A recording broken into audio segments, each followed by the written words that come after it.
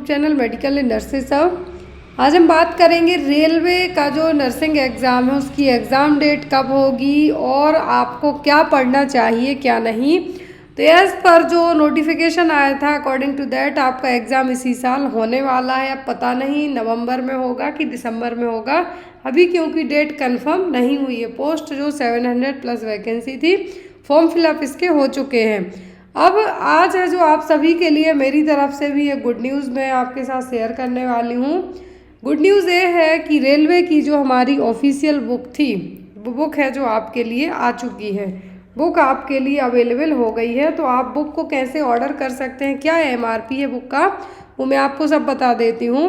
तो सबसे पहली चीज़ कि जिन भी लोगों ने पहले रेलवे के पेपर्स लिए थे, बहुत सारे लोगों ने रेलवे की PDF ली थी, उनके लिए अभी कुछ डिस्काउंट भी चलने वाला है। डिस्काउंट आपको ये रहेगा कि आपने जो 99 रुपीज़ पे किए थे वो मैं आप सबके वेस्ट नहीं होने दूंगी, क्योंकि जिन्होंने जो 99 रुपीज़ पे कर रखे थे उनके लिए यदि आप जिन भी लोगों ने PDF के थ्रू जो नोट्स लिए थे रेलवे के, उनको बुक है जो MRP से 100 रुपीज़ कम में दी जाएगी। जो लोग डायरेक्ट ऑर्डर करना चाहते हैं, डायरेक्ट में भी इनिशियल टाइम पर ही मैंने आपको ऑफ़र में बुक है जो निकाल दी है। 12% ऑफ़र है जो आपको दिया गया है। बुक में क्या क्या रहने वाला है, जो हमारी प्रीवियस बुक थी उस पर भी अच्छा रिस्पांस मिला, उसी को देखते हुए इस बुक के लिए भी लाने का जो डिसीजन मैंने लिया कि आपके लिए एक और बुक लाई जाए। बहुत ही जल्दी 2-3 बुक और हैं जो लाइनअप है वो आपको आ जाएंगी। तो यहाँ पर इस बुक में आपके लिए एज पर योर सिलेबस, जो आपका रेलवे का सिलेबस दिया गया है, अकॉर्डिंग टू दैट सिलेबस के 1000 से ज़्यादा वन लाइनर यहाँ पर आपको की पॉइंट्स दिए गए। इस तरीके से मैंने यहाँ पर ओनली 2 पेज बस ऐड किए हैं। दूसरी चीज़, अभी नाउअडेज बहुत सारे एग्ज़ाम हो रहे हैं जिनमें पेयर मैचिंग क्वेश्चंस बहुत आते हैं। पेयर मैचिंग का मतलब होता है जोड़ी मिलाव वाले क्वेश्चन, तो वो क्वेश्चन भी यहाँ पे आपको ऐड किए गए। इस तरीके से रहेंगे आपको जोड़ी मिलाने वाले क्वेश्चन, और जो वन लाइनर है वो इस तरीके से इनिशियल 20-25 पेज में आपको है जो वन लाइनर है जो दिए गए हैं। और इन वन लाइनर में आपको है क्या कि आपको 1000 क्वेश्चन आप पढ़ना चाहते हैं तो 2 या 3 घंटे में वो 1000 क्वेश्चन आप पढ़ सकते हैं। वन लाइनर का मतलब होता है कि जिसमें आपको कंफ्यूज नहीं होना है, डायरेक्ट आपको आंसर आना चाहिए। और वन लाइनर 1000 की पॉइंट्स हैं यहाँ पर आपको, उसमें आपके लिए डायरेक्ट आंसर पता होना चाहिए। और दूसरी चीज़, उसमें आपको गलत करने की गुंजाइश नहीं होती है, इसीलिए यहाँ पर इस तरीके के आपको पॉइंट हैं जो ऐड किए गए हैं। शुरू के 20-25 पेज में आपको इस तरीके से ऐड किए गए हैं। पेयर मैचिंग क्वेश्चन है, जोड़ी मिलाओ, और जो यहाँ पर वन लाइनर है ऑल ओवर आपके 17 सब्जेक्ट को मिला के बनाए गए हैं। 17 सब्जेक्ट में आपके जो आपने फर्स्ट ईयर से फाइनल तक पढ़े हैं वो हैं। यहाँ पर 2000+ MCQs हैं। यहाँ पर 2000+ MCQs आपके इस तरीके से हैं कि आपको 10 रेलवे के पेपर हैं। रेलवे ने जो 2015 से लेके 2019 तक जितने भी पेपर्स करवाए हैं वो सब यहाँ पर इस पेपर में आपको 10 प्रीवियस ईयर पेपर हैं और 10 मॉडल पेपर ऐड करे गए हैं। तो आपको इस तरीके से इस बुक से है जो एक हम कह सकते हैं कि कम टाइम में आप कितने फास्ट तरीके से चीज़ें पढ़ सकते हैं। रही बात पेपर क्वालिटी की, तो जो लास्ट बुक की हमारी पेपर क्वालिटी थी वही सेम यहाँ पर जो 75 GSM का पेज यूज़ किया जाता है वो यहाँ पे आपको यूज़ किया गया है। यहाँ पर जो फ़ोटो क्लिक की गई है वो थोड़ा सा इस तरीके से है, लेकिन जो हमारा A4 साइज जिस पेज पे हम प्रिंट आउट निकलवाते हैं मैंने वही पेज इस बार भी यूज़ किया है। रीज़न होता क्या है कि यदि हम अदर बुक्स देखते हैं अच्छी होती हैं, बट जो एज अ ऑथर और पब्लिशर जो कॉस्ट कटिंग करते हैं उनको प्रिंटिंग से होता है, लेकिन यहाँ पे ऐसा आपको नहीं किया गया है। तो आपको जो भी लोग डायरेक्ट बुक ऑर्डर करना चाहते हैं डायरेक्ट कर सकते हैं। मैं आपको दिखा देती हूँ कि फ्लिपकार्ट पे आपको बुक है जो कहाँ अवेलेबल होगी। ये देखिए फ्लिपकार्ट पर जो इनिशियल है जो दिया गया है बुक के लिए, रात के 1-1:30 बजे है जो बुक मैंने यहाँ पर ऐड की है। तो यहाँ पर रात के 1:30 और 2 o'clock के आसपास मैंने इस बुक को यहाँ पे ऐड किया है। तो एज़ पर आपको बुक इस तरीके से फ्लिपकार्ट पे अवेलेबल हो जाएगी। बुक में आपको जैसा मैंने अभी एक्सप्लेन किया कि ये चीज़ें अवेलेबल हैं, तो वो सब चीज़ें आपको यहाँ पे रहेंगी। और यहाँ पर आपको पेजेस की बात करें हम तो 172 पेज के आसपास आपको पेज रहने वाले हैं। और जो भी लोग प्रीवियस बुक ऑर्डर करना चाहते हैं वो भी यहाँ पर आपको दी गई है। उस बुक को भी आप ऑर्डर कर सकते हैं। वो बुक स्पेशली मैंने NHM, CHO, MHS, RRB इस तरीके के जितने भी स्टेट लेवल एग्ज़ाम होते हैं उनके लिए वो बुक रामबाण होने वाली है, तो उसको भी आप ऑर्डर कर सकते हैं। दोनों की लिंक डिस्क्रिप्शन बॉक्स में मिल जाएगी। आई होप जो लोग डायरेक्ट ऑर्डर करेंगे, मैं फिर से उनको रिवाइज़ करा दूं कि जो भी लोग जिन्होंने PDF ली थी, आपको करना कुछ नहीं है। आप डायरेक्ट बुक ऑर्डर करेंगे तो आपको सीधा 100 रुपीज़ है जो डिस्काउंट दिया जाएगा शुरुआती टाइम में, इसलिए कि बहुत सारे लोगों को लास्ट टाइम लग रहा था कि उन्होंने पहले NHM CHO के पेपर्स लिए देन आफ्टर बुक ली। तो बुक और PDF में डिफरेंस होता है। डिफरेंस ये होता है कि बुक में आपको प्रिंट आउट नहीं लेना पड़ेगा। यदि आप इन्हीं 172 और 75 पेज की PDF लेने जाते हैं तो आपको 1 रुपीज़ पर पेज है जो लगने वाला है। 1 रुपीज़ पर पेज में भी प्रिंट आउट नहीं निकल पाता है। तो आपको इस तरीके से और अच्छा एक सिलेक्टेड कंटेंट है जो कि सिंगल बुक में मिल जाता है। तो जो भी लोग ये बुक लेना चाहते हैं ले सकते हैं। आज की क्लास को हम स्टार्ट करते हैं। यहाँ पर जो पहला क्वेश्चन आपको ऐड किया गया है वो आपको ये रहा। RH negative mother delivered a baby. Which among the following test is more likely to be ordered for the baby? यदि माँ RH नेगेटिव है तो यहाँ पर कौन सा टेस्ट किया जाएगा बच्चे के लिए? बच्चे के लिए कहा गया है कि बच्चे के लिए कौन सा टेस्ट है जो किया जाएगा? Direct Coombs test, blood cultural, indirect Coombs test और नन ऑफ द अबव। तो यहाँ पर कौन सा टेस्ट है जो करवाया जाएगा? तो जो यहाँ पे टेस्ट होगा वो होगा आपका डायरेक्ट कॉम टेस्ट। यदि माँ के लिए पूछा जाता, किसके लिए? माँ के लिए पूछा जाता तब आप कहते इनडायरेक्ट कॉम टेस्ट। लेकिन यहाँ पर RH एंटीबॉडीज़, माँ RH नेगेटिव है लेकिन जो बच्चा हुआ है उसके लिए हमें करवाना है तो आप कहेंगे डायरेक्ट कॉम टेस्ट। यदि माँ के लिए कहते जैसे यहाँ पे कहा गया है कि ऑर्डर्ड फॉर द बेबी, यदि सेम थिंग कही जाती किसके लिए? माँ के लिए, तो हम क्या कहते? Indirect Coombs test. RH antibodies जो डिटेक्ट करनी है वो डायरेक्ट कॉम टेस्ट के थ्रू बच्चे में डिटेक्ट की जाएंगी। तो यही रीज़न है कि यदि माँ में पूछें तो इनडायरेक्ट बताइए आप लोग, यदि बच्चे में पूछें बेबी में तो direct Coombs test. RH antibodies को चेक करने के लिए कॉम टेस्ट है जो परफॉर्म किए जाते हैं। अगला क्वेश्चन है यहाँ पर, if a pregnant lady delivers the 1900 gram of baby, the baby is considers in which category? यदि एक माँ ने, एक प्रेग्नेंट लेडी ने 1900 ग्राम के बच्चे को जन्म दिया है, कितना? 1900 ग्राम बेबी को जन्म दिया है, तो बेबी किस कैटेगरी में कंसीडर किया जाएगा?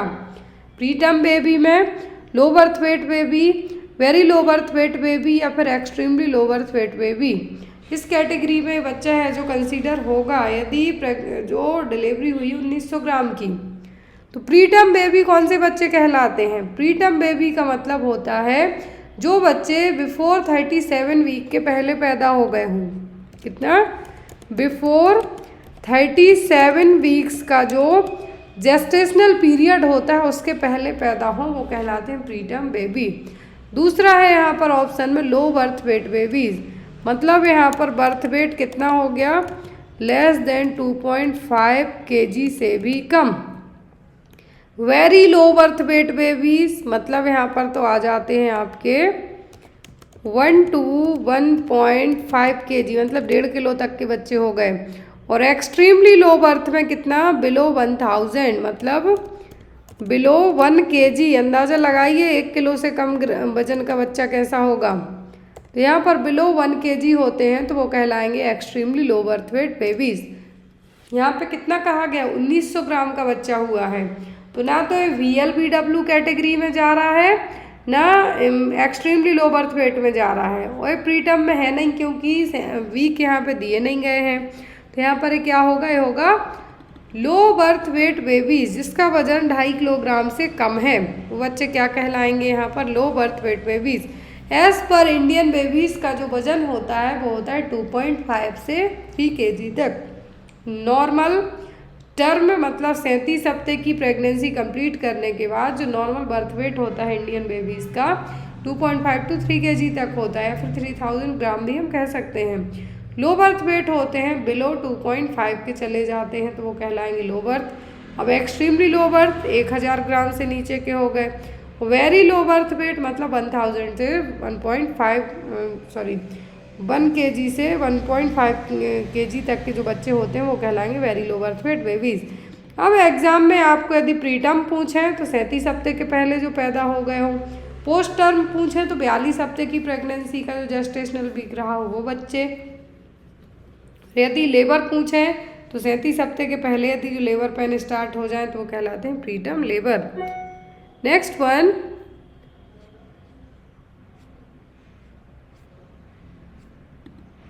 Brain damage caused by accumulation of abnormal level of toxic bilirubin in brain is known as। यदि ब्रेन डैमेज होता है किसके कारण, बिलिरुबिन का लेवल यदि ब्रेन में ज़्यादा हो जाए और वहाँ पे इकट्ठा हो जाए तो ये क्या कहलाएगा, जॉइंडिस, कर्निकटेरस, सेफेलोहेमेटोमा या फिर सिरोसिस ऑफ लीवर। क्या टर्म यूज़ करेंगे हम, यदि ब्रेन में बिलिरुबिन का लेवल बढ़ा हुआ है तब हम इस कंडीशन को जॉइंडिस नहीं बोलेंगे, कंडीशन क्या कहलाएगी, कर्निकटेरस। क्या कहलाएगी, कर्निकटेरस। जॉइंडिस का मतलब होता है कि बिलिरुबिन का लेवल हमारे ब्लड में बढ़ना, किसमें, ब्लड में बढ़ना, बिलिरुबिन बढ़ेगा तो जॉइंडिस। लेकिन जब यही बिलिरुबिन बढ़ के ब्रेन तक पहुंच के और वहाँ पर इकट्ठा होना स्टार्ट हो जाए तो ये कंडीशन कहलाती है क्या, कर्निकटेरस। अब यहाँ पर ये दो कंडीशन और आपको दी गई हैं, सेफेलोहेमेटोमा और सिरोसिस ऑफ लीवर। तो सेफेलोहेमेटोमा का मतलब क्या होता है, collection of between the babies scalp, scalp और स्कल के बीच में ब्लड का कलेक्ट होना क्या कहलाएगा, सेफेलोहेमेटोमा। सेफेलिक मतलब हेड, हीम वर्ड जुड़ गया मतलब ब्लड। सेफेलोहेमेटोमा का मतलब क्या है, कलेक्शन और एक्यूमुलेशन होना ब्लड का, कहाँ पर, बेबी के स्कैल्प और स्कल के बीच में। तो यहाँ पर जनरली लेबर यदि लंबे टाइम तक रहा हो, ऑब्स्ट्रक्टेड लेबर रहा हो तो ऐसे केस में कंडीशन डेवलप होती है।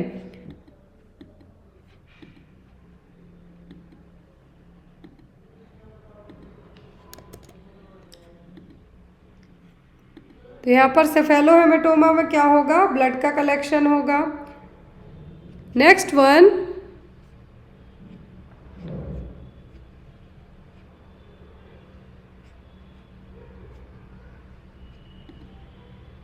Structural and functional closure immediately after the birth.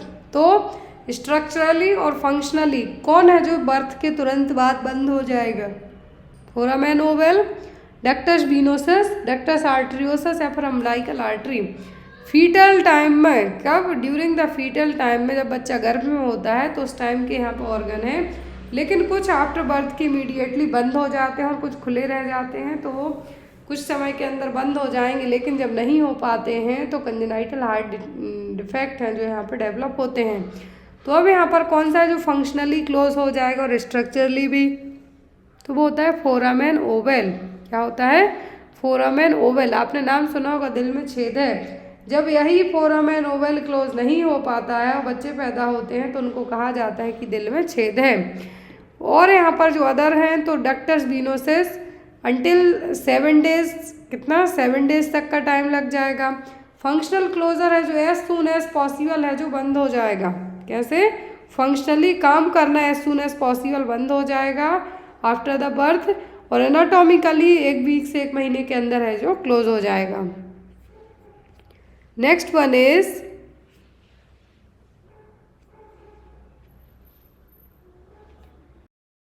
चीज़ें समझ में नहीं आती हैं तो मैं खुद से कॉल भी रिटर्न कर लेती हूँ। तो यहाँ पर जो भी लोग पीडीएफ मटेरियल परचेस करना चाहे मैं उनको बता दूं कि 40 पेपर है, 13 सीरीज है, अमाउंट इसका 350 रुपीज रहेगा। और जो एएनएम वाले पेपर्स लेना चाहते हैं तो उनको भी पेपर्स अवेलेबल है, आप भी मेरे डायरेक्ट व्हाट्सएप नंबर पे कांटेक्ट करके पूरे पेपर सीरीज परचेस कर सकते हैं। चलिए आज की क्लास को स्टार्ट करते हैं। तो यहाँ पे जो फर्स्ट क्वेश्चन है आज की क्लास का वो आपको ये रहा, under PMSBY scheme, the amount to be paid to the insurance holder or nominee in case of partial disability occurred due to accident, total and irrecoverable loss of sight of one eye or loss of one of one of hand और food. पहले question आप समझिए, फिर आपको समझ में आएगा कि ये क्वेश्चन में पूछा क्या गया है। जब आपको पता होगा PMSB बाय स्कीम क्या है, PMSB बाय स्कीम, तब आप इसका आंसर दे पाएंगे। क्वेश्चन में कहा गया है कि जो प्रधानमंत्री की जो योजना है, यहाँ पर क्या है, प्रधानमंत्री सुरक्षा बीमा योजना क्या है, प्रधानमंत्री सुरक्षा बीमा योजना के तहत कितना अमाउंट पे किया जाएगा, इंश्योरेंस अमाउंट दिया जाता है यहाँ पर इनकेस पार्शियल डिसेबिलिटी हुई हो। आपको एक जो फुल अमाउंट है वो तो पता होगा इस योजना के तहत, जो प्रधानमंत्री सुरक्षा बीमा योजना है इसके तहत जो अमाउंट दिया जाएगा वो कितना होगा, कितना अमाउंट यहाँ पे दिया जाएगा। यदि क्या हो जाए, या तो एक आंख चली जाए, मतलब पार्शियल डिसेबिलिटी का मतलब या आंख चली जाए, या फिर एक पैर अलग हो जाए, या एक हाथ अलग हो जाए, तो इस केसेस में जो प्रधानमंत्री सुरक्षा बीमा योजना है इसके तहत कितना अमाउंट दिया जाएगा, 2 लाख, 1.5 लाख, 2.5 लाख या फिर 1 लाख, कितना अमाउंट पे किया जाएगा यदि किसी पर्सन का बाय चांस रोड एक्सीडेंट में, एक तो होता है डेथ और दूसरा होता है पार्शियल डिसेबिलिटी, कितना अमाउंट पे किया जाएगा यदि पार्शियल डिसेबिलिटी होती है। जब यदि पार्शियल डिसेबिलिटी होती है तो कितना, 1 लाख बस याद रखना है। इनकेस पार्शियल डिसेबिलिटी पूछे तो 1 लाख। लेकिन यदि बात की जाए कि पर्सन की डेथ हो गई है उस रोड ट्रैफिक एक्सीडेंट में, या एक तरीके से हम ये कह सकते हैं कि फुली डिसेबल हो गया, फुली डिसेबल का मतलब सीधा बेडरिडन हो गया हो, तब उस केस में कितना अमाउंट दिया जाएगा, 2 लाख रुपए। याद रखना है ये चीजें आपको। तो देखिए यदि पार्शियल डिसेबिलिटी को क्वेश्चन पूछा जाए तब कितना दिया जाएगा, प्रधानमंत्री सुरक्षित बीमा योजना के तहत 1 लाख रुपए। यदि इसकी एज ग्रुप की बात करें तो 18 साल के बाद वालों को ही जो बाइक या कार चलाने को मिलती है, तो जो एज लिमिट होगी वो कितनी होगी, 18 से 70 साल तक में ही यहाँ पे कवरिंग की जाएगी। अब यहाँ पर डेथ और डिसेबिलिटी दोनों कवर किए जाते हैं। अब डिपेंड करता है कि पार्शियल है तो 1 लाख, और यदि पूरी बॉडी डिसेबल हो गई है, डेथ हो गई है, तो 2 लाख रुपए है जो पे किया जाएगा। और इस स्कीम के तहत यहाँ पर इसका एक ओवर स्ट्रेचिंग इंश्योरेंस पीरियड होता है 1 जून से 31 मई तक। कितना, 1 जून से 31 मई तक। और ऐसा नहीं कि जिसका एक्सीडेंट हुआ उसको ही मिल गए, यहाँ पर यह कि जिन लोगों ने इस योजना के तहत अपना रजिस्ट्रेशन पहले से करवा रखा है उनको मिलेगा ये अमाउंट। क्लियर, आई होप आपको स्कीम समझ में आ गई हो। तो इस स्कीम को स्टार्ट कहाँ किया गया था, 9 मई 2015 को कोलकाता में इसको क्या किया गया था, लॉन्च किया गया था। लेकिन 1 जून 2022 के बाद क्या है, यहाँ पर इसको एक्चुअल में जो लॉन्चिंग डेट पूछे तो इसकी अलग है। और यहाँ पर यदि पूछा जाए कि ये जो ये कह सकते हैं हम कि एक तरीके से इफेक्टिव फुल कब रही, तो ये थोड़ा बाद में रही, 2015 के बाद में। अब यहाँ पर इस स्कीम को परचेस करने के लिए करना क्या होगा, क्योंकि चाहे गवर्नमेंट की पॉलिसी हो चाहे प्राइवेट पॉलिसी हो, कुछ ना कुछ अमाउंट आपको भी पे करना होता है। तो इस स्कीम का जो इंश्योरेंस पॉलिसी का स्कीम है क्या है, 12 रुपीज।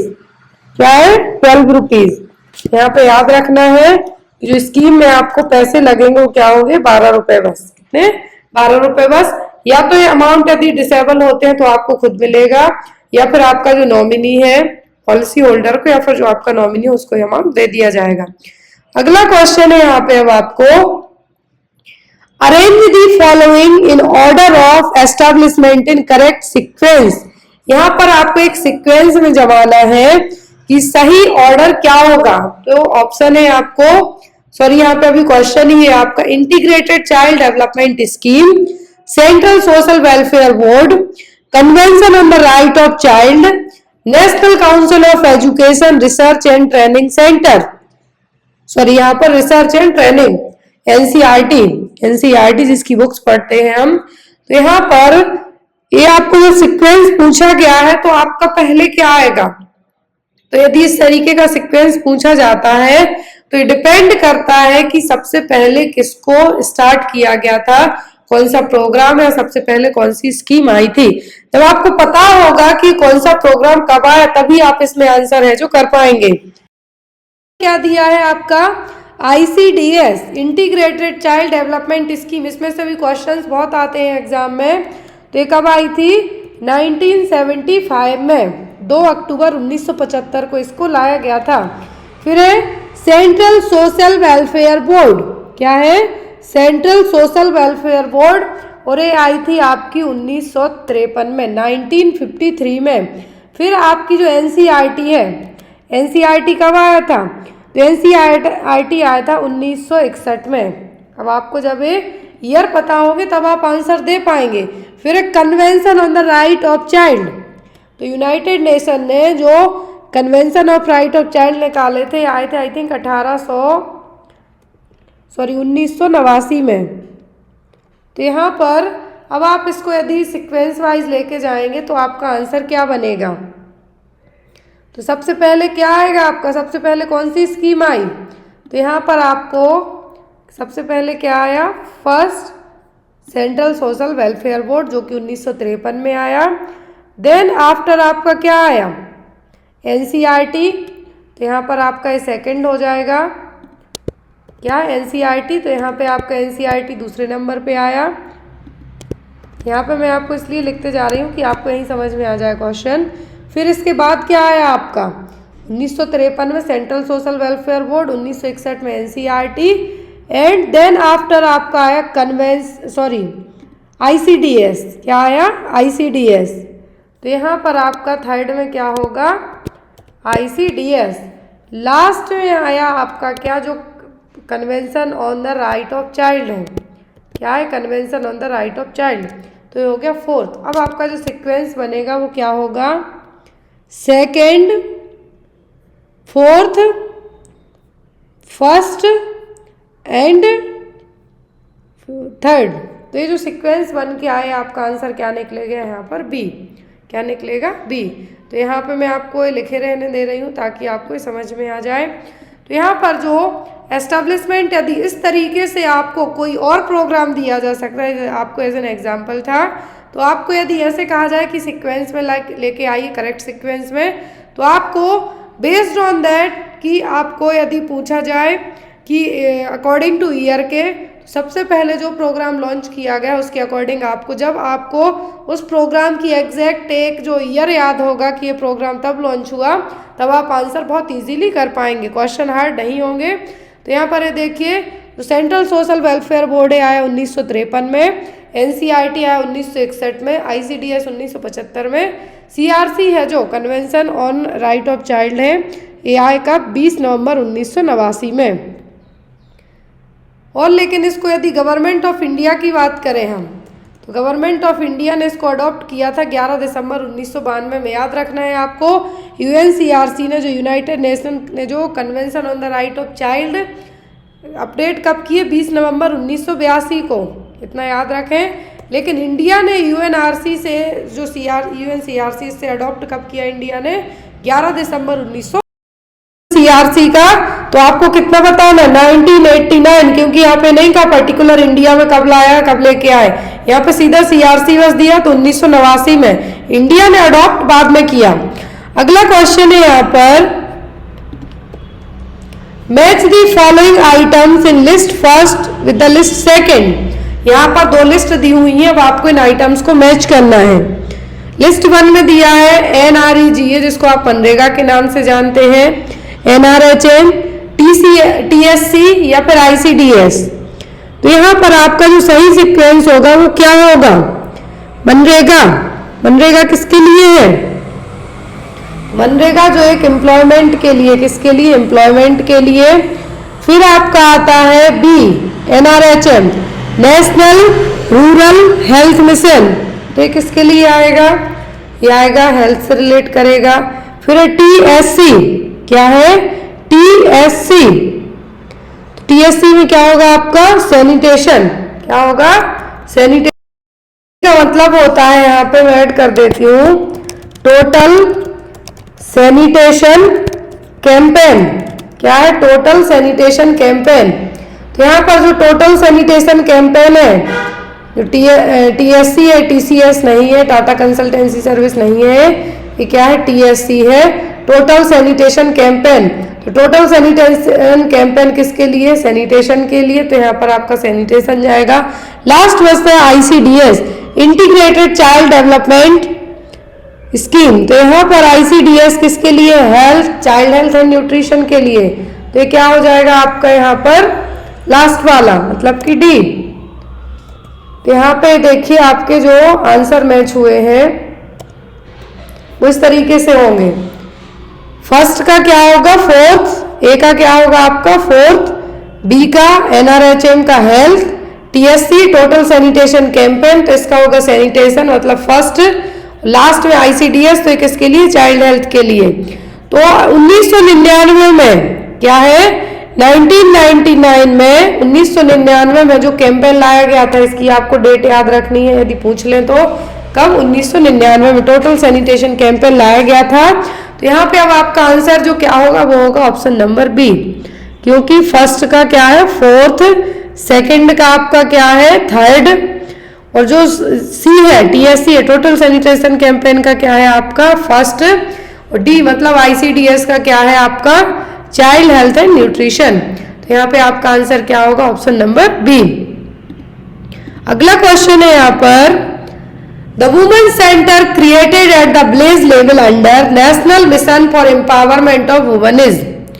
तो यहाँ पर वुमेन सेंटर खोले गए थे, महिलाओं के लिए केंद्र खोले गए थे गांव लेवल पर NHM के तहत, कि महिलाएं क्या हो? सशक्त बने। एम्पावरमेंट का मतलब यहाँ पर महिलाओं का सशक्त बनना, सशक्तिकरण के लिए। तो क्या था? पूर्ण शक्ति केंद्र, कृषि विज्ञान केंद्र, राष्ट्रीय महिला केंद्र, या फिर महिला विज्ञान केंद्र। कौन से केंद्र खोले गए थे महिलाओं को सशक्त बनाने के लिए, एम्पावरमेंट के लिए NHM के थ्रू? तो वो क्या थे? वो था पूर्ण शक्ति केंद्र। क्या है? पूर्ण शक्ति केंद्र। ये देखिए जो पूर्ण शक्ति केंद्र है इसको लॉन्च किया गया था कब? 16 सितंबर। कब? 16 सितंबर 2011 को।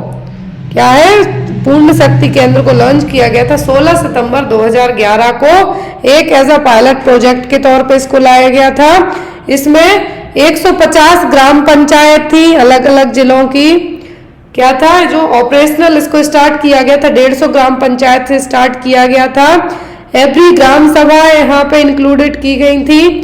तो यहाँ पर पूर्ण शक्ति केंद्र में क्या है? जो मिशन पूर्ण शक्ति है, पूर्ण शक्ति में क्या किया गया था? महिलाओं को एम्पावर बनाना, कि वो हर एक फील्ड ऑलराउंड जो डेवलपमेंट वुमेन का, उसके लिए जो केंद्र है जो खोले गए थे। और इस मिशन का नाम क्या था? मिशन पूर्ण शक्ति। अगला क्वेश्चन है यहाँ पर, the protection of children from sexual offences act, मतलब लैंगिक अपराधों से बालकों का संरक्षण अधिनियम, वॉज इनेक्टेड इन। तो ये एक्ट कब आया था? पास्को एक्ट आप इसको कह सकते हैं। पास्को एक्ट के नाम से आपको इजीली याद रहेगा। Protection of children from sexual offences. तो यहाँ पर क्या है? POCSO act. जो पॉस्को एक्ट है कब आया था? 1986 में, 1956 में, 2013 में या 2012 में? तो ये एक्ट आया था कब? 2012 में। यदि इसका हिंदी में नाम याद रखना चाहे हिंदी में रख सकते हैं, इंग्लिश में रखे तो इंग्लिश में। इसका लेकिन लॉन्चिंग डेट पूछे तो कब आया था? 2012 में। अगला क्वेश्चन है, आपको फिर से जोड़ी मिलाना है। तो यहाँ पर क्वेश्चन है, mid day meal programme for school children between 6 to 11 year of age involve the following. तो मिड डे मील प्रोग्राम जो कि 1995 में आया था, इस प्रोग्राम के तहत 6 से 11 साल के बच्चे हैं, किन चीजों में इन्वॉल्व होंगे? Monitors growth of the children, provide 450 kilo calories and 8 to 12 gram protein per day, provide hot cooked meals, provide timely immunization, improve school attendance. तो जो मिड डे मील प्रोग्राम 1995 में आया था, इस प्रोग्राम के तहत है जो आपका सही सीक्वेंस क्या होगा? यहाँ पे जो आप कोड दिए हुए हैं कि सही क्या होगा? ऑप्शन में फर्स्ट ऑप्शन है सेकंड, थर्ड एंड फोर्थ सही है, या फिर सेकंड, थर्ड एंड फिफ्थ सही है, या फिर फर्स्ट, सेकंड, फिफ्थ सही, या फिर सेकंड, फोर्थ एंड फिफ्थ सही है। सही आपका क्या होगा? तो मिड डे मील प्रोग्राम में जो कैलोरी है वो बिल्कुल सही बताई गई है कि कितना? 450 किलो कैलोरी। क्या है? 450 किलो कैलोरी और 8 से 12 ग्राम प्रोटीन पर डे के हिसाब से प्रोवाइड किया जाएगा, ये भी सही है। गर्म खाना दिया जाता है, ये भी सही है। लेकिन इम्यूनाइजेशन का हिस्सा मिड डे मील प्रोग्राम का हिस्सा नहीं है, तो ये नहीं होगा यहाँ पे आपका। अब इम्प्रूव स्कूल अटेंडेंस से बिल्कुल होगा कि बच्चे जब स्कूल आएंगे सुबह से तो उनको खाने पीने के लिए दिया जाएगा, उनका जो न्यूट्रिशन है उसका भी ध्यान रखा जाएगा, तो बच्चे अपने आप स्कूल जाएंगे। स्पेशली जो गांव लेवल पे आप जाके देखिए, क्योंकि ये जब ये चीज़ें आप बेसिक लेवल पे देखेंगे तो ये प्रोग्राम रटने की आपको ज़रूरत ही नहीं पड़ेगी। तो यहाँ पर मिड डे मील प्रोग्राम के तहत क्या किया गया था कि जो 6 से 11 साल तक के बच्चे, क्योंकि बिलो 6 ईयर के आंगनवाड़ी में कवर हो जाते हैं, 3 to 6 ईयर के बच्चे आंगनवाड़ी में कवरेज उनको मिलेगी बेनिफिशियर्स के तौर पे। अब 6 से 11 साल के बच्चों को जो मिड डे मील प्रोग्राम के तहत इनको कवर किया गया, तो यहाँ पर 450 किलो कैलोरीज और 8 से 12 ग्राम प्रोटीन दिया गया, गर्म खाना दिया गया और स्कूल अटेंडेंस में भी इम्प्रूव देखने को मिलेगा। तो यहाँ पर आपके जो सही पॉइंट कौन से, सेकंड वाला, सेकंड, थर्ड एंड फिफ्थ। तो आपका आंसर क्या होगा, ऑप्शन नंबर बी। और जो मिड डे मील प्रोग्राम 1995 में लाया गया था, न्यूट्रिशनल प्रोग्राम है, बट आफ्टर दैट इसका नाम बदल दिया गया, याद रखना है आपको।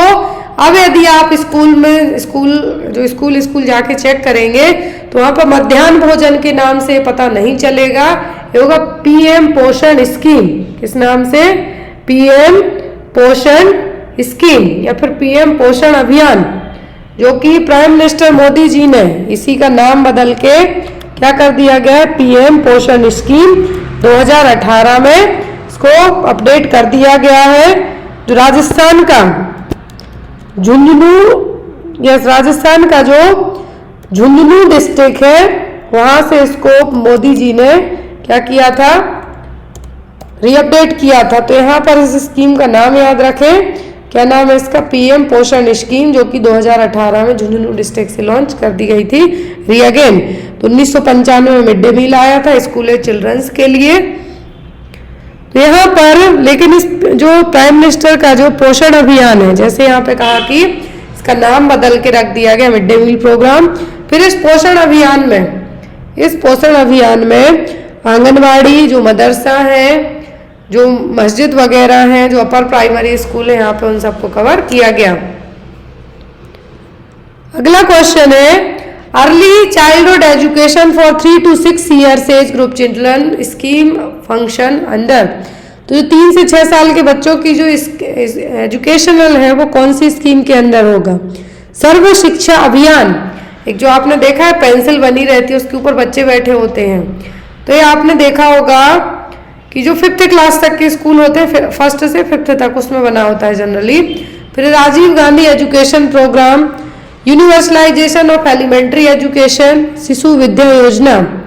तो यहाँ पर किस एजुकेशनल प्रोग्राम में यहाँ पर 3 से 6 साल के बच्चों को कवर किया जाएगा, 3 से 6 साल के बच्चों की एजुकेशन कौन सी कहलाती है, एलिमेंट्री एजुकेशन। या फिर आप इसको कह सकते हैं कि जो 3 से 6 साल के बच्चों की एजुकेशन कहाँ पे कंप्लीट हो जाती है, जो प्री स्कूल होते हैं वहाँ पर, जैसे play group, nursery, LKG, UKG।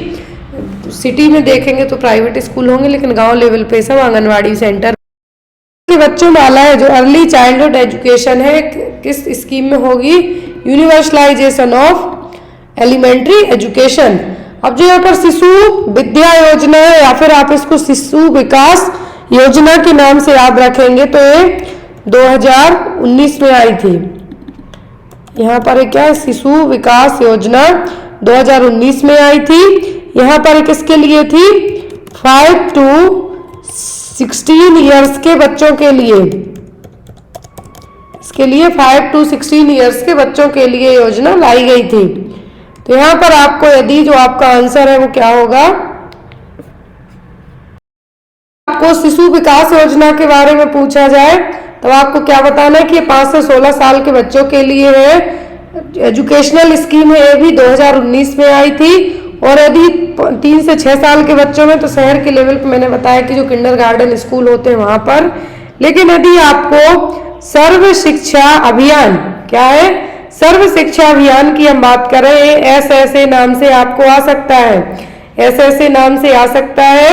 तो यहाँ पर क्या है, यहाँ पर आपको सर्व शिक्षा अभियान के नाम से इसको याद रखना है, जो कि 2001 से 2002 के बीच में लॉन्च की गई थी। इंडियन जो गवर्नमेंट है, लोकल सेल्फ गवर्नमेंट के थ्रू स्टेट वाइज इसको लॉन्च किया गया था। तो यदि इसका यहाँ पे आपसे पूछे तो कब आई थी ये, 2001 से 2002 के बीच में। अगला क्वेश्चन है यहाँ पर इंटीग्रेटेड चाइल्ड प्रोटेक्शन स्कीम क्या है, integrated child protection scheme was launched in which year. तो जो इंटीग्रेटेड चाइल्ड प्रोटेक्शन स्कीम है कब लाई गई थी, ऑप्शन में है आपको 2009 से 2010, 2012 से 2013 के बीच में, 2005 से 2006 के बीच में, या फिर 2008 से 2009 के बीच में। कब लाया गया था इस स्कीम के लिए। तो जो यहाँ पर ये स्कीम है क्या है, ये स्कीम लाई गई थी किन बच्चों के लिए, in need of care and protection, जो अर्बन और स्लम एरिया, अर्बन और सेमी अर्बन एरियाज के बच्चे हैं उनके लिए ये स्कीम लाई गई थी। इसका नाम क्या था, integrated child protection scheme. Short form में भी याद रखना है आपको, एग्जाम में आपको या तो इसका पूरा नाम भी पूछ सकते हैं, ICPS, integrated child protection scheme. तो इस स्कीम को लाया गया था कब, 2009 से 2010 के बीच में। कब लाया गया था, 2009 से 2010 के बीच में। इसका एम क्या था, ये यहाँ पर क्या है, सेंट्रली स्पॉन्सर्ड स्कीम है। ये भी आपको पूछा जा सकता है, क्या सेंट्रल स्पॉन्सर्ड स्कीम है। 2009 से 2010 के बीच में इसको लॉन्च किया गया था। फिर इसका यदि एम की बात करें हम, तो ऐसे बच्चों को प्रोटेक्ट करने के लिए, ऐसे इन्वायरमेंट में जो बच्चे हैं उनको प्रोटेक्ट करने के लिए इस स्कीम को लाया गया था। स्पेशली वल्नरेबल ग्रुप के जो बच्चे हैं, जिन बच्चों को बहुत ज्यादा क्या हो, नीडी बच्चे हो, उनके लिए स्कीम को लाया गया था। अगला क्वेश्चन है यहाँ पर, प्रधानमंत्री ग्राम सड़क योजना वॉज लॉन्च्ड ऑन। तो जो यहाँ पर प्रधानमंत्री ग्राम सड़क योजना है, क्योंकि मोदी जी के बाद जितनी भी योजना है उनके नाम, मैं यहाँ पे नहीं कह रही हूँ कि मोदी जी के नाम के साथ योजनाएं शुरू हुई, लेकिन जितनी भी योजनाएं आफ्टर दैट जो मोदी जी की गवर्नमेंट रही है, हमारे जो प्राइम मिनिस्टर है उनकी गवर्नमेंट के बाद जितनी योजनाएं लॉन्च की गई हैं, तो उनमें आगे PM जरूर ऐड किया गया है, जिससे आपको याद भी रह सकती हैं।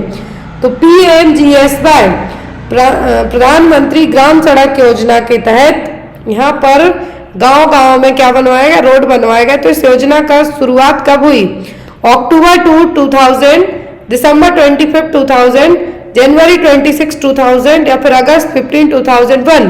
तो जो ग्राम सड़क योजना है, क्या है, ग्राम सड़क योजना है, ये कनेक्टिविटी के लिए बनाई गई। किसके लिए, कनेक्टिविटी के लिए इस स्कीम को लाया गया था कि जो अलग अलग जगह के रोड्स हैं, जो कनेक्टिविटी है, जो गांव के रोड है, रूरल एरिया से कनेक्ट करें। और ये उन गांवों में बनाई गई जहां पर 500 से ज्यादा पॉपुलेशन हो। याद रखना है, इस स्कीम को सबसे पहले इम्प्लीमेंट कहाँ किया गया, जिस गांव में 500 लोग से ज्यादा लोग हैं वहां पर इस स्कीम को बनाया गया था, स्टार्टिंग किया गया था इसको।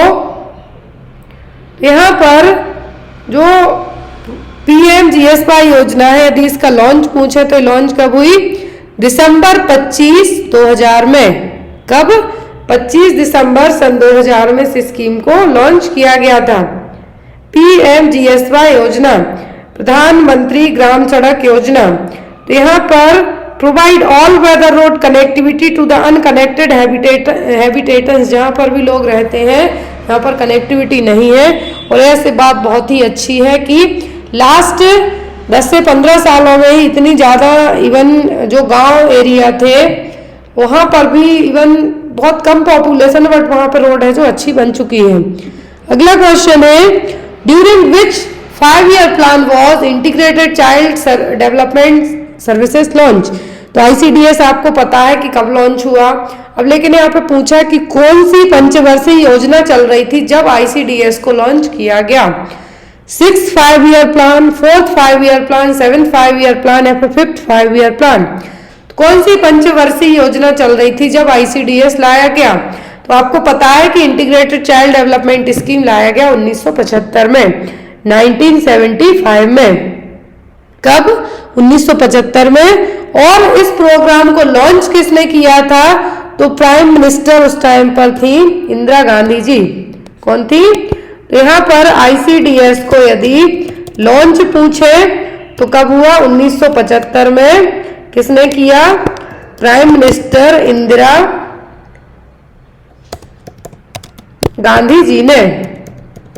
आपको ये नाम याद रखना, एग्जाम में आपको आ सकता है। अब यहाँ पे हम देखते हैं कि पंचवर्षीय योजनाएं कब आई, क्योंकि जब तो पता चलेगा। तो ये जो पंचवर्षीय योजना की बात की गई ये हुआ था 5th में। कब? 5वीं पंचवर्षीय योजना में ICDS को लॉन्च किया। को पता होना चाहिए कि जो योजना है क्या है यहाँ पर, ये जो स्कीम है पंचवर्षीय योजना वाली स्कीम, तो यहाँ पर इस स्कीम को किसके थ्रू, जो 5वीं पंचवर्षीय योजना में क्या हुआ? ICDS लॉन्च किया गया। कब? 2 अक्टूबर 1975 में। ठीक है, इसको याद रखें कि 2 अक्टूबर 1975 में जो प्राइम मिनिस्टर इंदिरा गांधी थी उन्होंने ICDS को लॉन्च किया था। अब यहाँ पर पंचवर्षीय योजनाओं की हम बात करें तो पंचवर्षीय योजनाएं, तो पहली पंचवर्षीय योजना थी, पंचवर्षीय मतलब एक योजना 5 साल के लिए, 1951 से 1956 तक चली। कब? 1951 से 1956 तक चली। एम क्या था इसका? पूरे तरीके से खेती पे ध्यान दिया गया। किस पर? खेती पे ध्यान दिया गया। दूसरी पंचवर्षीय योजना आई 1956 से 1961 में, इसमें इंडस्ट्रियल डेवलपमेंट पर फोकस किया गया। तीसरी जो पंचवर्षीय योजना है 1961 से 1966 में, इसमें self sufficiency in food, self sufficiency in economy दोनों पर फोकस किया गया। फिर चौथी आई 1969 से 74 के बीच में। फिफ्थ थी 1975 टू 79 के बीच में। जैसा क्वेश्चन में कहा गया कि कौन सी पंचवर्षीय योजना के बीच में इसको लॉन्च किया गया, तो हमने क्या कहा यहाँ पर?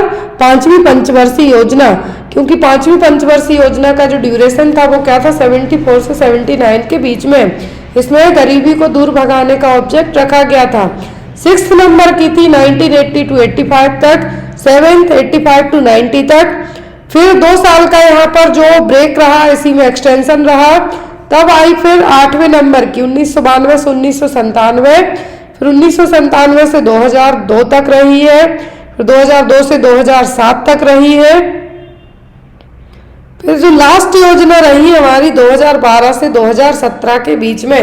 आफ्टर 2017 नीति आयोग आ गया। उसके बाद पंचवर्षीय योजना का काम है जो उसी के अंडर में पूरा कवर अप किया गया और उसी के थ्रू आगे बढ़ाया गया। अगला क्वेश्चन है, when Indian government has adopted family planning programme. तो ये क्वेश्चन सॉरी फॉर दैट हम कल भी पढ़ चुके हैं, बट कोई नहीं। तो हमारा जो भारत सरकार ने फैमिली प्लानिंग प्रोग्राम को अडॉप्ट कब किया था?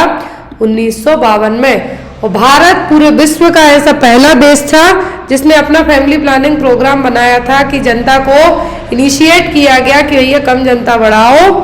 फैमिली प्लानिंग प्रोग्राम का टारगेट यही होता है, एक मकसद होता है कि जो फर्टिलिटी रेट है उसको हमें कम करना है, जनता बढ़ रही है उसको कैसे कम किया जाए। कम किया जाए का मतलब ये नहीं कि बच्चे हो रहे हैं उनको मार दो या कुछ भी, ये नहीं। फैमिली प्लानिंग नॉर्म्स को अपनाना है कि बच्चे पैदा कम करो, दो बच्चे अच्छे। नेक्स्ट है यहाँ पर, in which year the government of India launch the reproductive and child health programme. तो RCH प्रोग्राम को गवर्नमेंट ने कब लॉन्च किया था? 1994, 1995, 1996 या फिर 1993 में। तो जो reproductive and child health programme है इसको जो इसके पहले क्या था? CSSM प्रोग्राम था, child survival safe motherhood programme. But उसके रिप्लेसमेंट में क्या आ गया? Reproductive and child health programme. इसकी 2 फेज आई, एक आई 2005 में, पहली आई 1995 में। आपको डेट याद रखनी है, एग्जाम में बहुत क्वेश्चन आते हैं। मेन एम इसका यही होता है रिप्रोडक्टिव चाइल्ड हेल्थ का कि जो बच्चे हैं, प्रेग्नेंट लेडीज हैं, उनमें क्या करना है? हमें मैटरनल मोर्टेलिटी रेट को कम करना है। नेक्स्ट क्वेश्चन है यहाँ पर, which one among the following is not a millennium development goal. यहाँ पे ध्यान से देखें, मिलेनियम डेवलपमेंट गोल की बात की जा रही है, तो इनमें से कौन सा मिलेनियम डेवलपमेंट गोल नहीं है? MDG नहीं है। Improve maternal health, combat HIV, AIDS, malaria and other diseases, ensure environmental sustainability या फिर develop a local partnership for development। तो यहाँ पर मिलेनियम डेवलपमेंट गोल का कौन सा पॉइंट नहीं है। मिलेनियम डेवलपमेंट गोल में टोटल 8 गोल है जो हमें अचीव करने हैं, लेकिन उनमें से जो नहीं है वो क्या है, develop a local partnership for the development. देखिए यहाँ पर मिलेनियम डेवलपमेंट गोल है, इसको सन 2000 में सितंबर 2000 में इसको लाया गया का मतलब कि जो यूनाइटेड नेशन है वही इसको अपडेट करता है, रिलीज करता है, फिर अलग अलग देश इसको एक्सेप्ट करते हैं। जो मिलेनियम डेवलपमेंट गोल सितंबर 2000 में आया, इसके 8 गोल थे with 21 target. These are 8 goals with 21 targets and a series of measurable health indicator। याद रखना है, यदि गोल पूछे तो कितने हैं, 8 गोल है टोटल इसमें, जिसमें से फर्स्ट गोल क्या था, eradicate extreme poverty and hunger। जो बहुत ज्यादा भुखमरी और गरीबी है उसको हमें क्या करना है, कम करना है। यूनिवर्सल प्राइमरी एजुकेशन, और एक हमें प्राइमरी एजुकेशन का जो टारगेट है वो अचीव करना है। Promote gender equality and empowerful women, क्योंकि यहाँ पर इक्वालिटी का मतलब है कि मेल फीमेल के बीच में हमें समानता बरतनी है। चाइल्ड मोर्टेलिटी को कम करना है, जो चौथा गोल था, क्या है, चाइल्ड मोर्टेलिटी को कम करना है। जो लास्ट ईयर में आई थिंक जो SRS डेटा दिया गया था उसके अकॉर्डिंग MP है जो ऐसा स्टेट था जहां पर सबसे ज्यादा इन्फेंसी मतलब 1 साल से कम उम्र के बच्चों की डेथ हुई थी, 1000 पे आई थिंक 54 के आसपास। फिर 5वां मैटरनल हेल्थ को इम्प्रूव करना है। 6वां combat HIV, AIDS, malaria and other disease, ये भी एक गोल। 7वां इन्वायरमेंटल सस्टेनेबिलिटी को भी हमें बढ़ावा देना है। और 8वां क्या है, develop a global partnership for development. देखिए यहाँ पर आपको जो ऑप्शन में कहा गया है कि develop a local partnership for development, local में नहीं है यहाँ पर, ग्लोबल पार्टनरशिप यदि होता तब आपके चारों ऑप्शन सही बैठते, लेकिन यहाँ पर लोकल पार्टनरशिप कह दिया। होना क्या चाहिए, ग्लोबली, मतलब ऑल ओवर सभी जगह से आपको क्या करना है, पार्टनरशिप करना है, जिसके कारण डेवलपमेंट हो। तो यहाँ पर 8वां गोल सितंबर 2000 में millennium development goal United nation ने रिलीज किया, इसको एक्सेप्ट किया गया अलग अलग देशों के द्वारा और इसके 8 गोल रखे गए। और यहाँ पर ये देखिए एक और पॉइंट ऐड किया है कि जो सस्टेनेबल डेवलपमेंट गोल है, क्या है, सस्टेनेबल डेवलपमेंट गोल लाए गए। तो इस सस्टेनेबल डेवलपमेंट गोल में 17 गोल ऐड थे, कितने, 17 गोल ऐड थे। और यहाँ पर अडॉप्ट किया कब, सितंबर 2015 में। कब अडॉप्ट किया, सितंबर 2015 में यूनाइटेड नेशन के समिट में। इसके जो 17 डेवलपमेंट गोल है, तो इनमें कुछ गोल आपके जो मिलेनियम में पड़े वो भी इंक्लूडेड है। जैसे यहाँ पर पहला है नो गरीबी, दूसरा 0 हंगर। अब एग्जाम में आपको गोल ऐसे नहीं आते हैं सस्टेनेबल के, इसमें आपको सीक्वेंस दिया जाता है। Generally most of the exam में सीक्वेंस वाइज पूछे जाएंगे कि पहले क्या होगा, पहले क्या होगा। No poverty, 0 hunger, good health and wellbeing, quality education. 5th is the gender equality. 6th clean water sanitation. 7 affordable and clean energy. 8वां decent work and economic growth. 9वां इंडस्ट्री, इनोवेशन एंड इंफ्रास्ट्रक्चर। 10वां है यहाँ पर reduced inequalities. 11वें number पर है sustainable cities and communities. 12वां है रिस्पॉन्सिबल कंजप्शन इन प्रोडक्शन। 13वां क्लाइमेट एक्शन। 14वां लाइफ बिलो वाटर, पानी के नीचे जीवन कैसा है। Life on land, peace, justice and strong institution. और क्या है, पार्टनरशिप फॉर द गोल्स। जो अलग अलग जो हमें 16 गोल अचीव करने हैं, इनके लिए हमें ग्लोबल मतलब वर्ल्ड पूरे वैश्विक लेवल पे क्या करना है, एक दूसरे देशों को सपोर्ट करना है। और ये जो टारगेट रखा है कि हमें 2030 तक, कब तक, 2030 तक एक एजेंडा रखा गया है, टारगेट सेट किया गया है कि हमें पूरे कोर्स को अचीव करना है।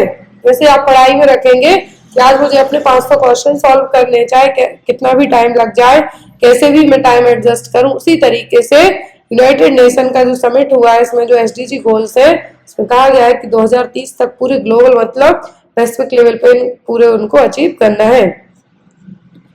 अगला है यहाँ पे question, which among the following year government of India conceived the annual health survey. तो यहाँ पर एनुअल हेल्थ सर्वे पहली बार, first time annual health survey Bharat सरकार में कब किया गया? 2004, 2005, 2006 या फिर 2007 में कंसीव द एनुअल हेल्थ सर्वे कब हुआ? एनुअल हेल्थ सर्वे पहली बार एनुअल हेल्थ सर्वे हुआ भारत में 2005 में। कब? 2005 में। एनएफएचएस किया जाता है कब? जो आपको एग्जाम में क्वेश्चन आता है, एनएफएचएस अभी तक 5 हो चुके हैं।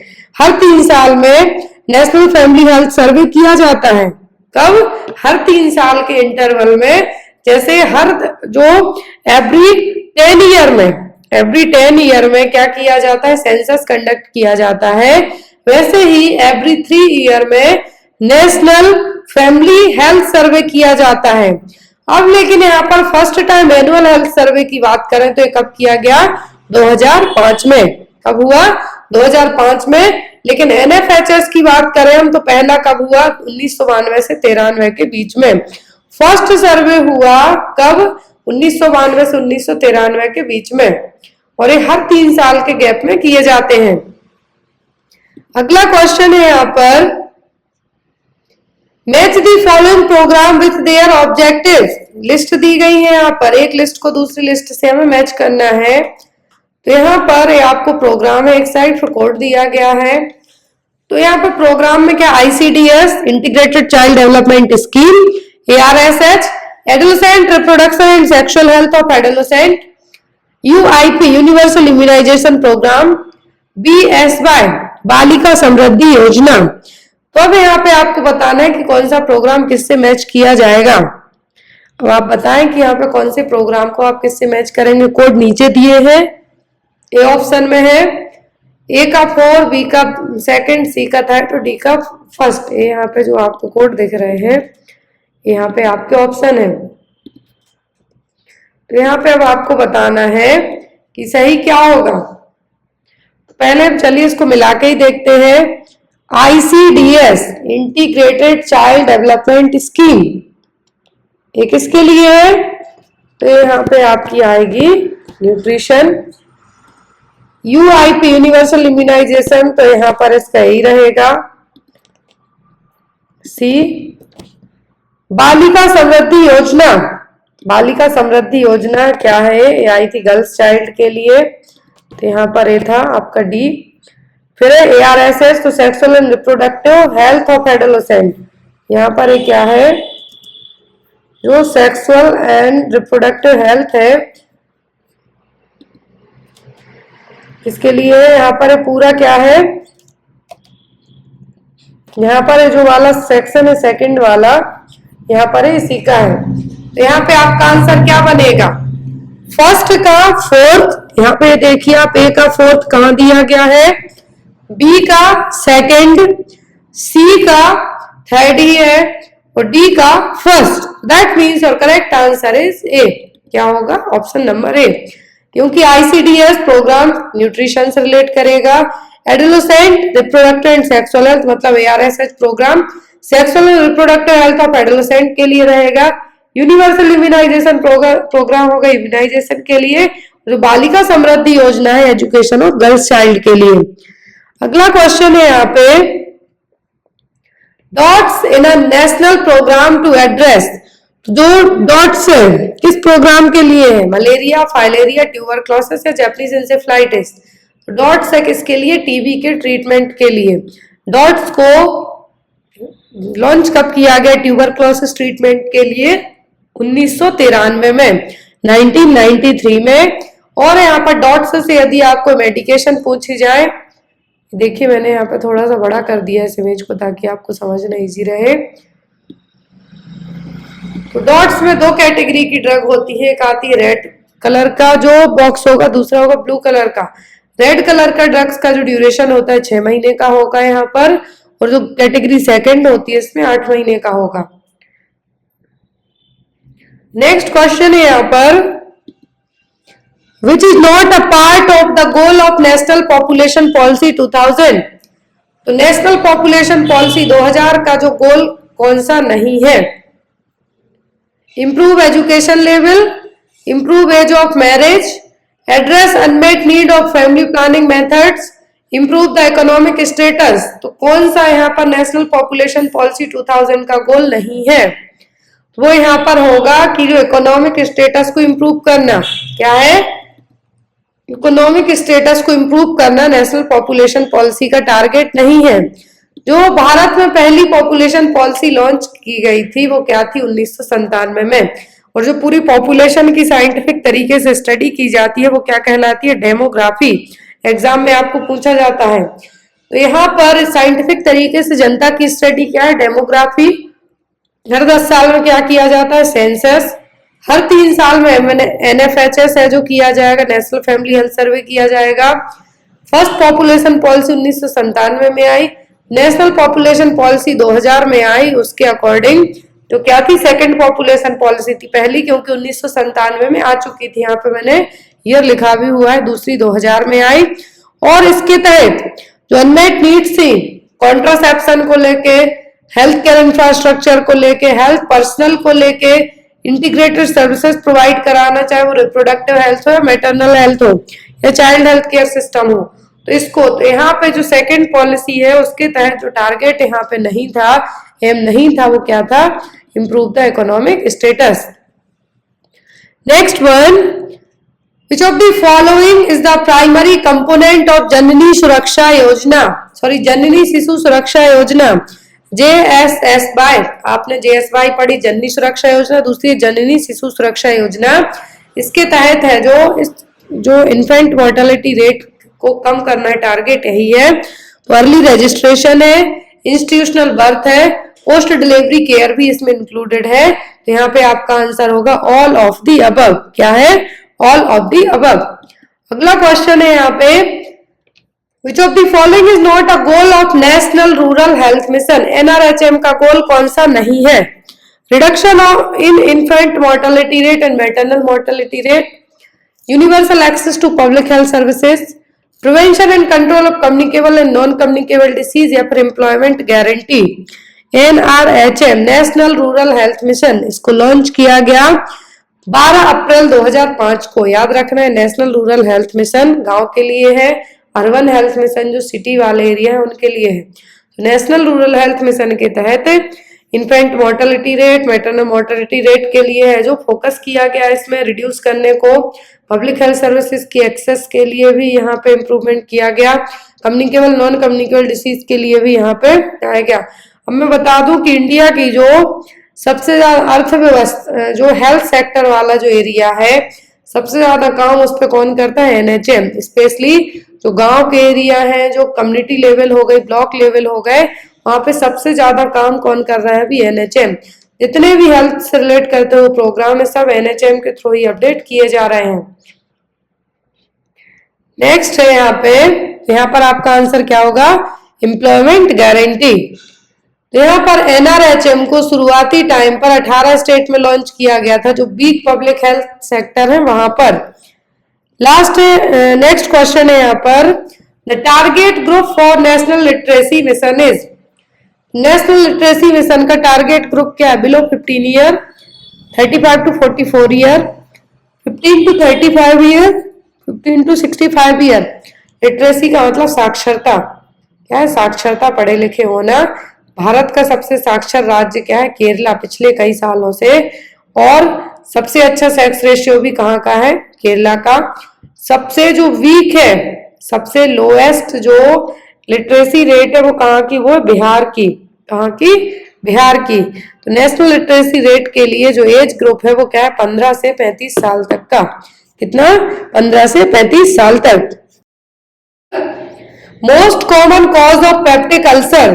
पेप्टिक अल्सर का कॉमन कॉज क्या है? चाय मतलब कि टी, स्मोकिंग, हेलिकोबैक्टर पायलोरी या फिर अल्कोहलिज्म।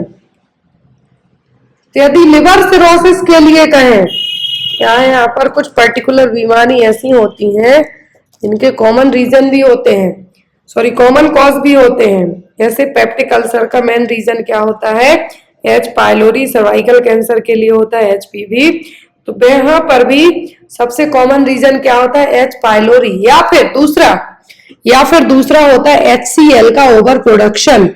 जो आपके स्टमक में एसिड है, उस स्टमक का जो एसिड है स्टमक में, उस एसिड का ओवर प्रोडक्शन, उसके कारण भी पेप्टिक अल्सर हो सकते हैं। लेकिन जो सबसे कॉमन कॉज होता है वो होता है हेलिकोबैक्टर पाइलोरी। क्या है, हेलिकोबैक्टर पाइलोरी। अगला क्वेश्चन है यहाँ पर, most serious complication of fracture. यदि किसी की हड्डी टूट जाए, फ्रैक्चर हो जाए, सबसे सीरियस कॉम्प्लिकेशन क्या डेवलप होगा? सेप्टिसीमिया मतलब ब्लड में इंफेक्शन होना, ब्लीडिंग, फैट एम्बोलिज्म या फिर डिहाइड्रेशन। क्या है जो कॉमन और सीरियस कॉम्प्लिकेशन डेवलप हो सकता है? तो जो सीरियस कॉम्प्लिकेशन होगा फ्रैक्चर के बाद वो होगा फैट एम्बोलिज्म। क्या है, फैट एम्बोलिज्म। और किस तरीके से? It is a piece of intravascular fat that lodge within a blood vessel and cause a blockage of blood flow. Generally होगा क्या कि जब जो लॉन्ग बोन्स में फ्रैक्चर होगा तो फैट, आपके जो ब्लड में फैट फ्लो अप हो रहा है, लेकिन यहाँ पर फ्रैक्चर के कारण जो ब्लड का फ्लो है वो भी डिस्टर्ब होगा इन केस।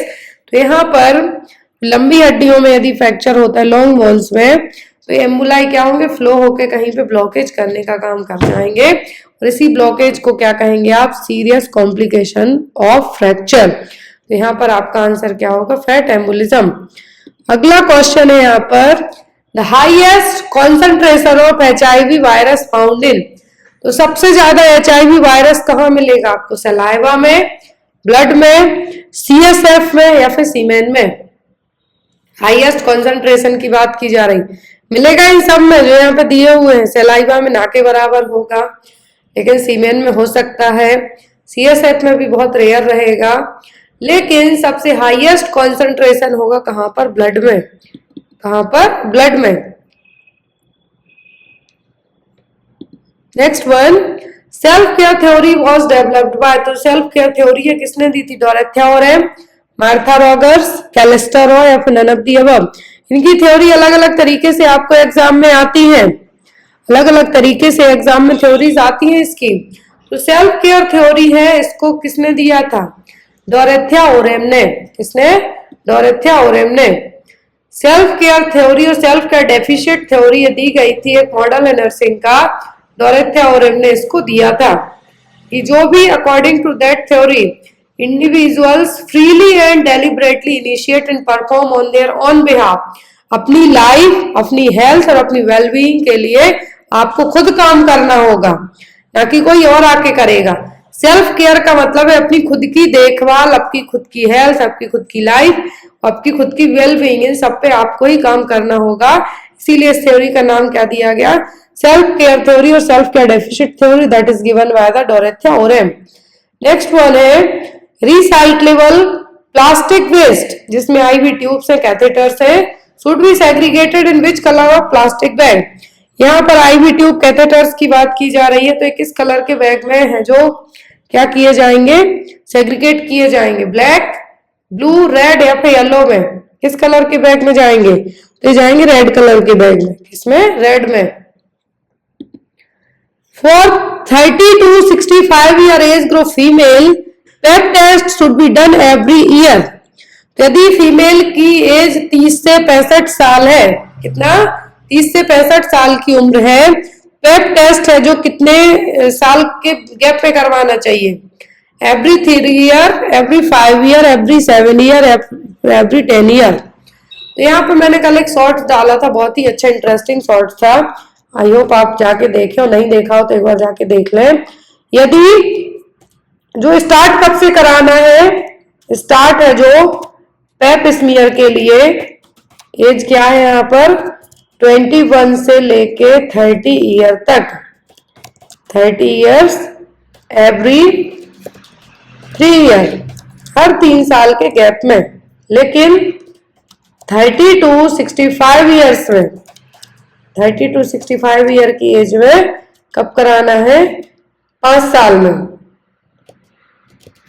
एवरी 5 ईयर के गैप में। क्लियर?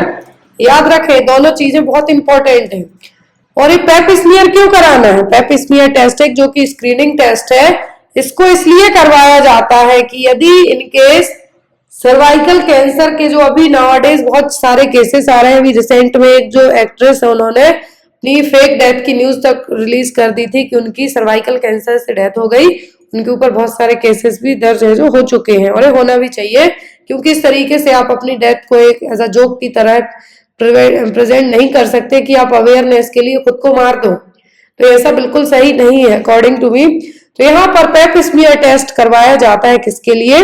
सर्वाइकल कैंसर को जो सर्वाइकल कैंसर की स्क्रीनिंग के लिए, इसके लिए सर्वाइकल कैंसर की स्क्रीनिंग के लिए।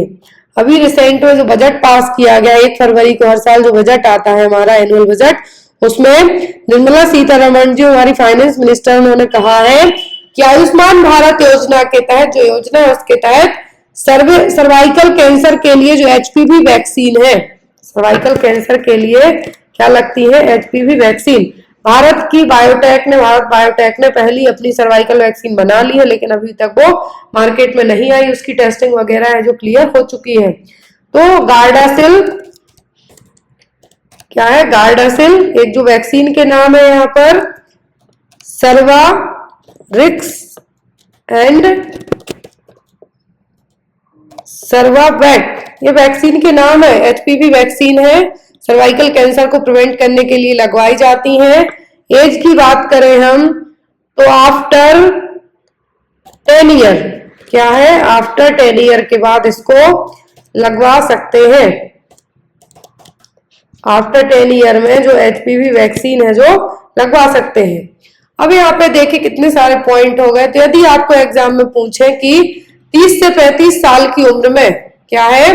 30 से 35 साल की उम्र में यदि बात की जा रही है किसकी, कि 30 से 35 साल की उम्र में क्या करना है? सर्वाइकल टेस्ट स्क्रीनिंग करानी है, पेप स्मीयर कराना है। कब? हर 5 सालों में। कितना? एवरी 5 ईयर में, हर 5 सालों में। लेकिन यदि बात की जाए 21 से 30 के बीच में आपको एज दी जाए, तो आपको कहना है एवरी 3 ईयर में। क्यों की जाती है स्क्रीनिंग? कंफर्मेशन नहीं है कि आपको सर्वाइकल कैंसर हो गया है, that is not a confirmatory test, it's only a screening test. इसमें आपको पता चल जाएगा कि जो आपका यूट्रस का नीचे का हिस्सा है, इसको क्या कहते हैं? सर्विक्स, वहां पर कुछ एबनॉर्मल सेल्स का डेवलपमेंट तो नहीं हो रहा है। कुछ यदि होता है तो आप इनिशियल स्टेज पर ही पता चल जाएगा। तो एवरी 3 ईयर में, और गवर्नमेंट में अभी तक तो ऐसा नहीं है कि फ्री ऑफ कॉस्ट होता हो। तो यहाँ पर आपको बेसिक पॉइंट है याद रखने हैं।